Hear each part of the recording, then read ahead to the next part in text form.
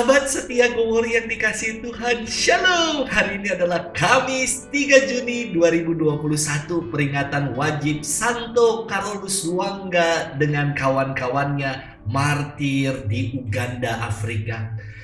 Carolus dan teman-temannya adalah pembela iman yang megang teguh kebenaran, keluhuran, ajaran Tuhan.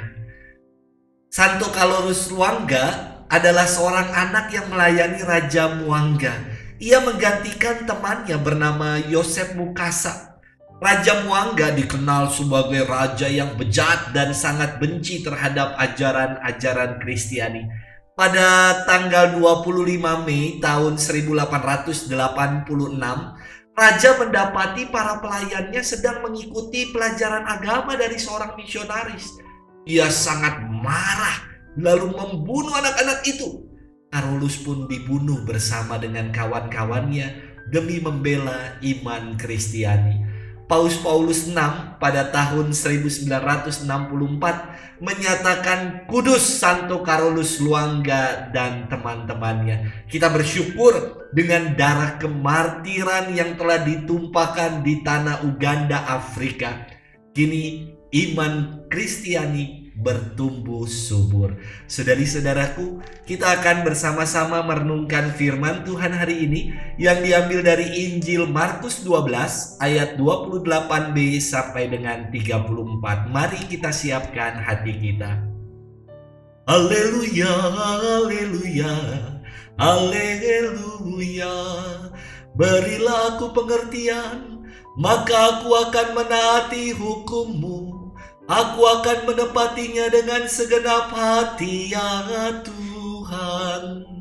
Haleluya, haleluya, haleluya. Tuhan bersamamu dan bersama rohmu.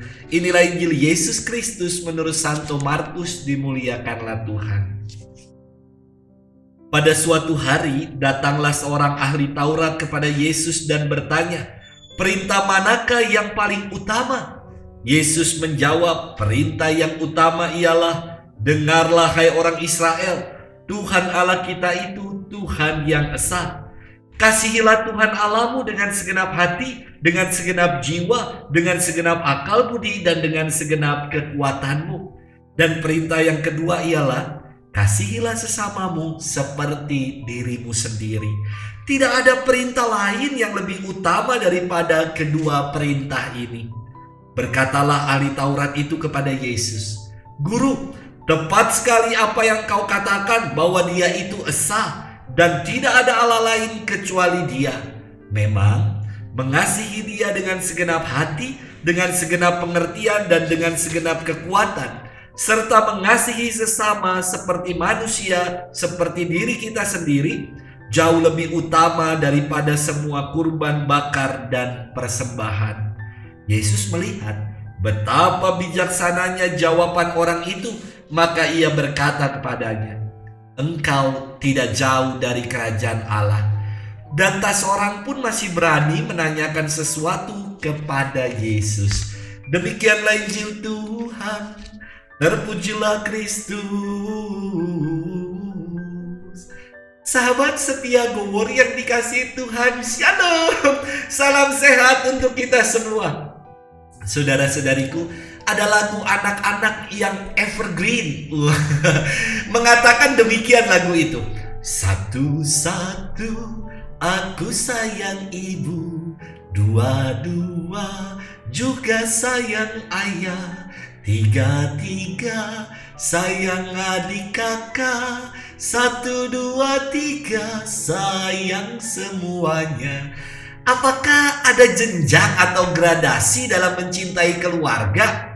Nomor 1 cinta mama, nomor 2 cinta papa, nomor 3 cinta kakak dan adik. Jelas, lagu ini tidak mengajarkan anak untuk mencintai ibu melebihi mencintai ayah atau mencintai kakak dan adik.